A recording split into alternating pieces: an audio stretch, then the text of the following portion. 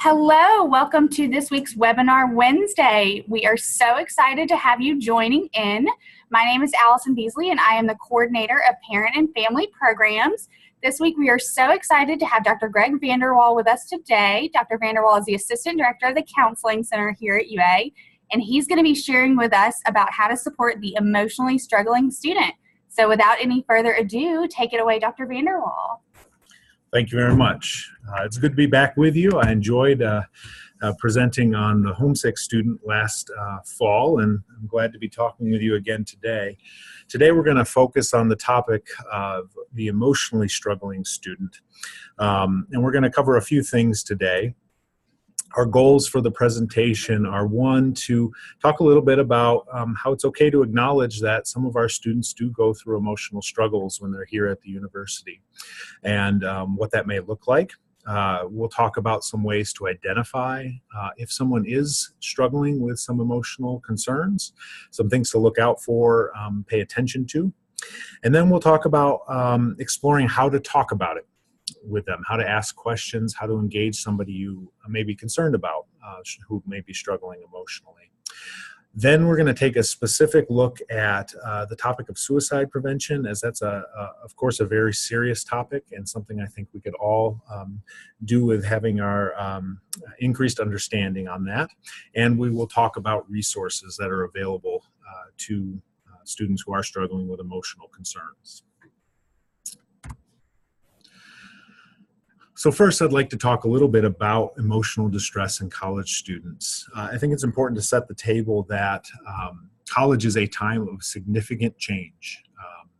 I think that's pretty self-explanatory, but when students are in college, they're going through significant change, significant growth, and with that, with change, with growth, often comes stress. Students are encountering a lot of new things in college.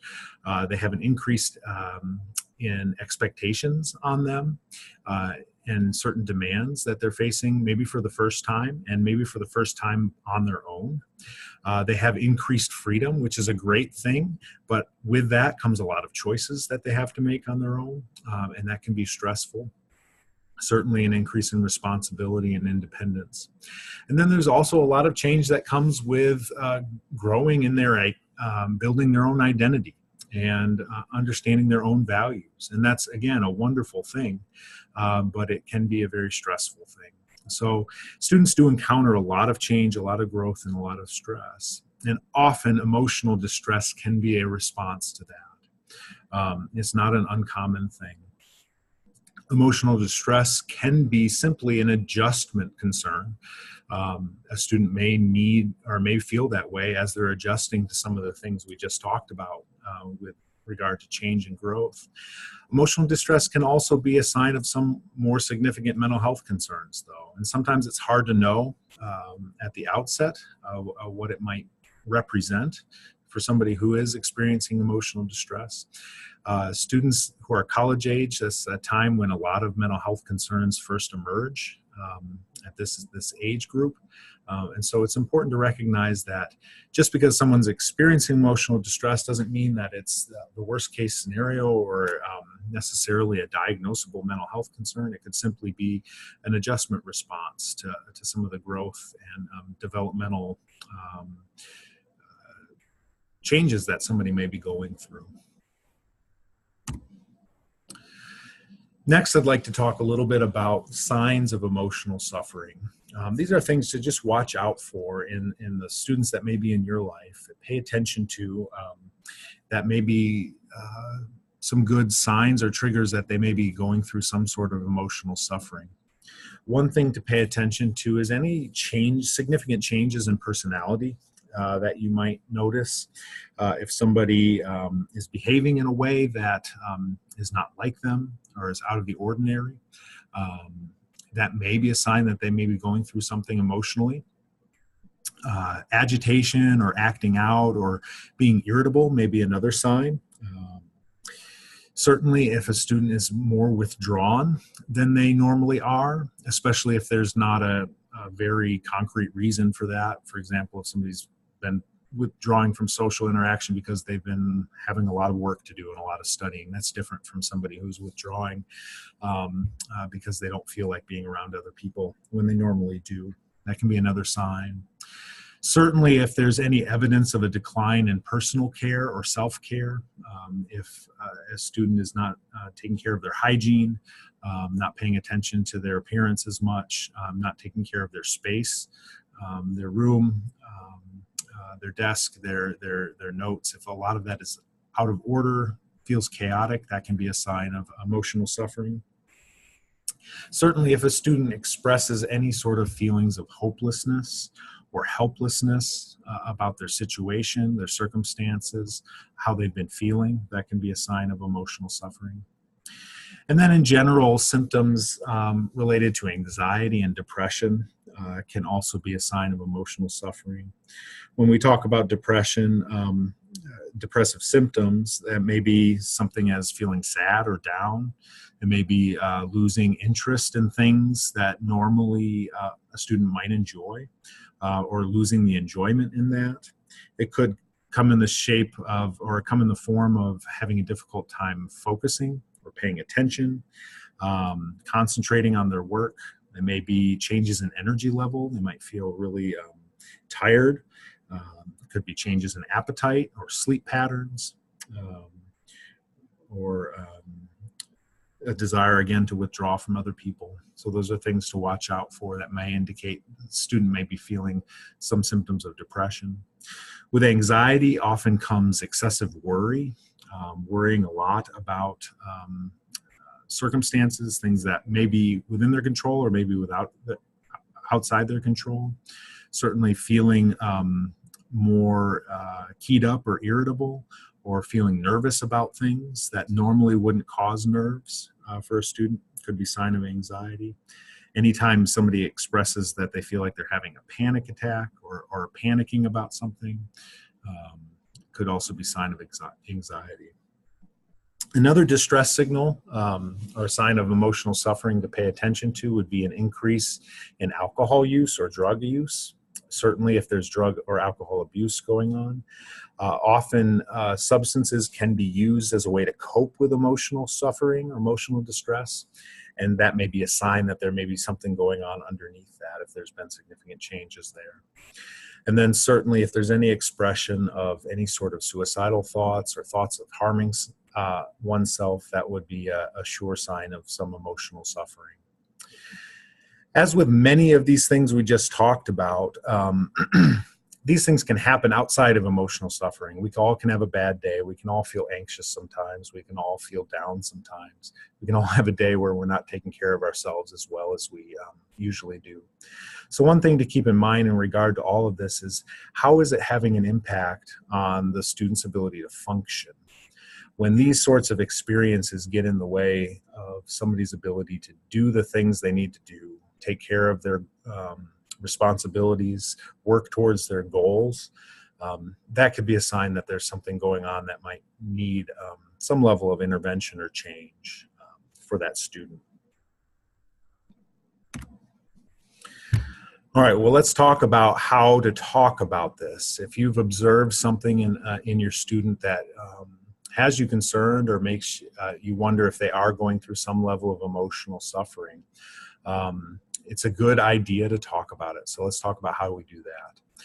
I think a first step is to openly and honestly express your concern. Sometimes we feel a little trepidatious about opening up to somebody that we've observed that they might be suffering with something. We feel like we don't want to step on their toes or offend them, or certainly if they aren't feeling bad and we say something, we don't want to offend.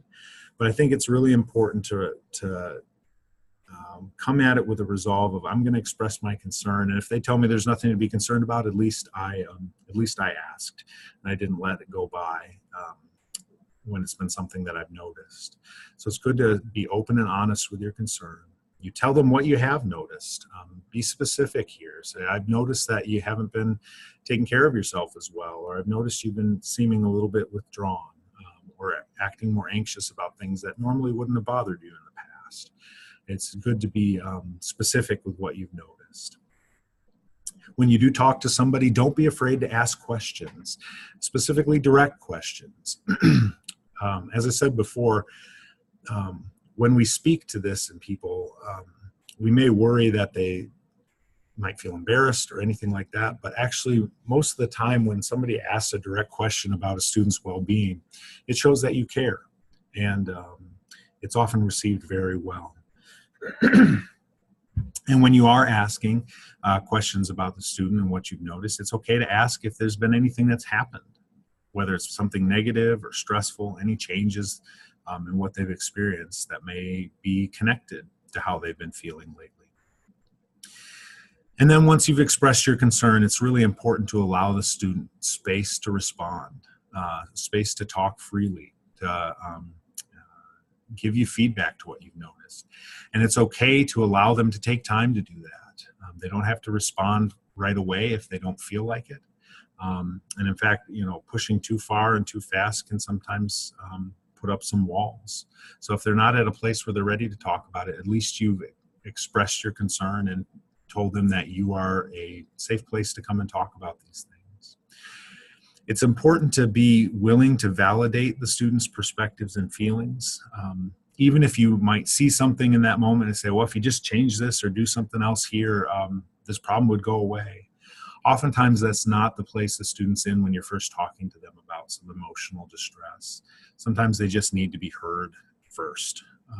And so it's important to be able to be willing to validate their perspective and validate their feelings.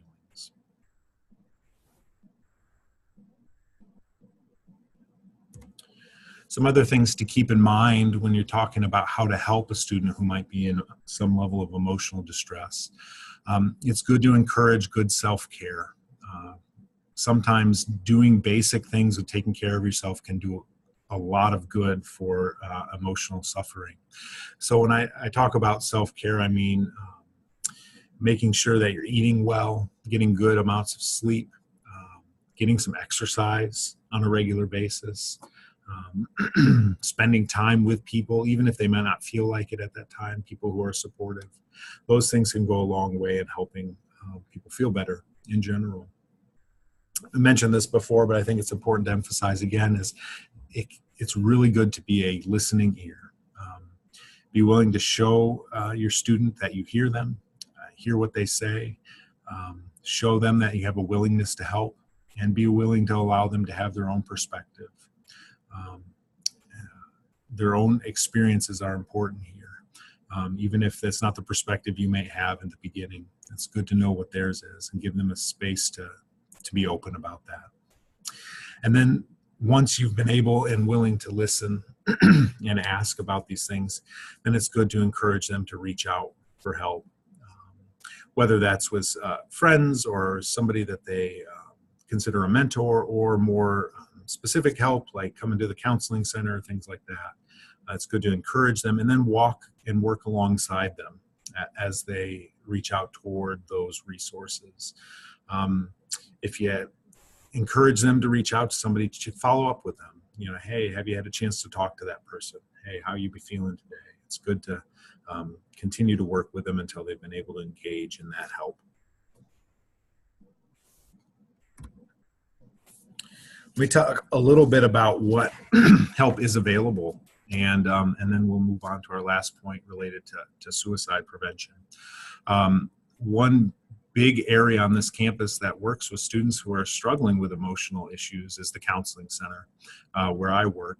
And you can access our services. We have a website at counseling.ua.edu, or our phone number, which is there on the screen, 205-348-3863.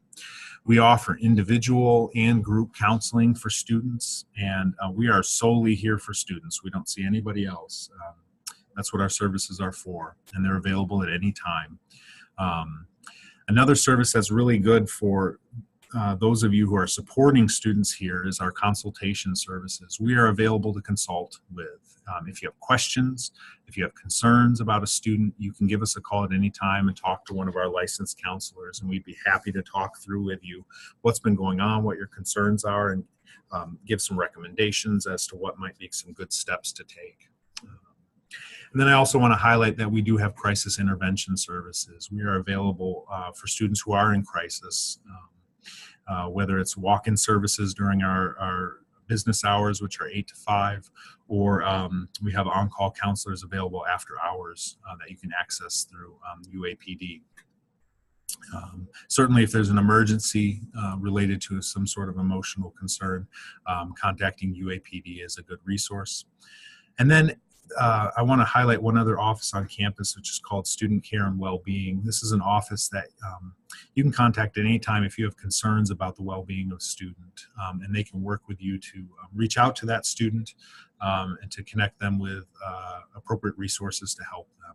And their information is here too. Their phone number is 205-348-2461, or you can reach them at email at bamacares@ua.edu.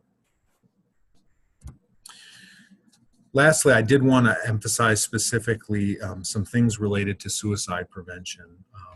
Suicide is an unfortunate reality in this world, and that is true anywhere, even on college campuses. So I think it's really important that everybody who's involved in campus community be aware of it and be aware of some things that they can do to be a part of the community that supports individuals who may be struggling with thoughts of suicide.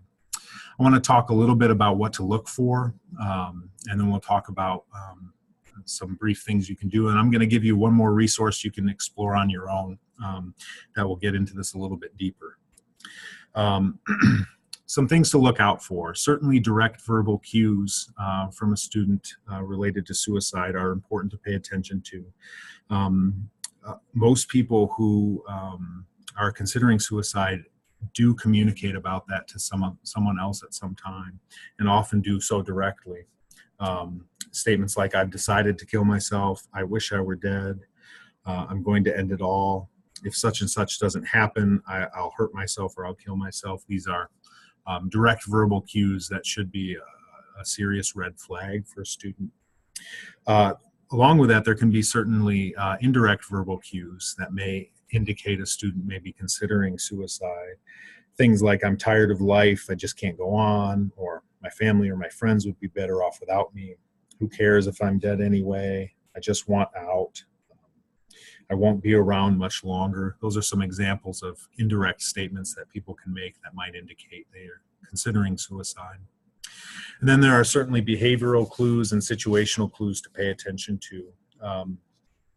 Behavioral clues, certainly if there's any sort of history of suicidal thoughts or behavior, that's a risk factor. So any previous suicide attempt, any attempt to acquire a means to follow through with a suicide, like acquiring a gun or stockpiling pills. Another risk factor certainly is co-occurring depression or moodiness or hopelessness. If somebody is giving away possessions or saying goodbye to people, that can be a clue that they may be considering this. Certainly drug or alcohol abuse can be a risk factor, particularly a relapse after a period of recovery. Unexpected anger, aggression, or irritability can also be a clue. And again, these things don't mean that a student is considering suicide, but it's something that has been associated with that, and it's something to pay attention to. And then certainly if there's a situation that's occurred that that's resulted in some sort of significant loss, that can be a clue that a student may be considering something related to suicide. So being fired or expelled from school, a recent loss of a major relationship, a death in the family, diagnosis of a terminal illness, a loss of freedom, sudden unexpected loss of freedom, anticipated loss of financial security, things like this, feeling like they're a burden to other people. And again, not everyone who has these experiences considers suicide, but these are just things to pay attention to. Because ultimately, if you have concerns about a student, there are steps you can take to help, to reach out, to ask. And it's a three-step process I want you to come away from this thinking about. And that is, 1, to be able to ask questions, 2, to be able to listen to the student, and then 3, being able to respond or help that student get connected to help. when we ask questions, it's okay to be direct, especially if you're concerned about something as serious as suicide. It's okay to ask them directly, is this something you're considering? It's okay to be persistent if someone's reluctant to talk about it. And it's important, again, as we said before, to allow them a free space to open up about that, and give yourself plenty of time to do that. And then it's important to listen. Don't rush to judgment. Don't rush to correct things or put solutions in place right away. Just allow them to talk and be there to listen. And anything you can do to offer hope can be really important for someone who might be struggling with these types of thoughts. Hope for treatment, hope for change in the future, hope that somebody's there to listen and help them. And then certainly responding by helping them get connected with help. I'm going to go back to the slide I had on what help is available. These would be the same resources you could reach out to if you had concerns about a student who may be having thoughts of suicide, calling the counseling center and getting consultation, or referring them to our crisis intervention services, contacting UAPD if you feel like it's an emergency. We want you to know that these resources are there, that your student is not alone if they're struggling with anything that we've talked about today. You're not alone if you're concerned about a student who's struggling with anything we've talked about today. Lastly, I want to point out one more resource for you if you're interested in learning more about suicide prevention. What you have on the screen in front of you right now is our Counseling Center homepage, and you can get there by going to counseling.ua.edu. And in the middle, on the bottom there, you'll see a link for something called Ask, Listen, and Refer. And if you click on that link, it'll take you to this page here.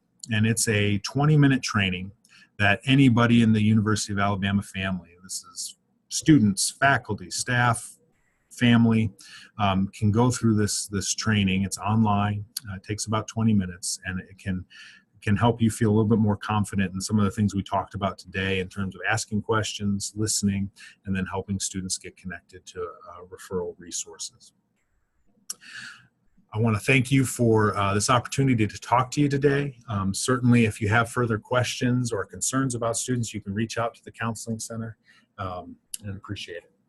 Thank you so much, Dr. Vanderwall, for speaking to us today and sharing with us these resources. For those of you listening, please don't hesitate to reach out not only to the Counseling Center and the other resources that Dr. Vanderwall shared, but don't hesitate to reach out to Parent and Family Programs with any questions that you may have.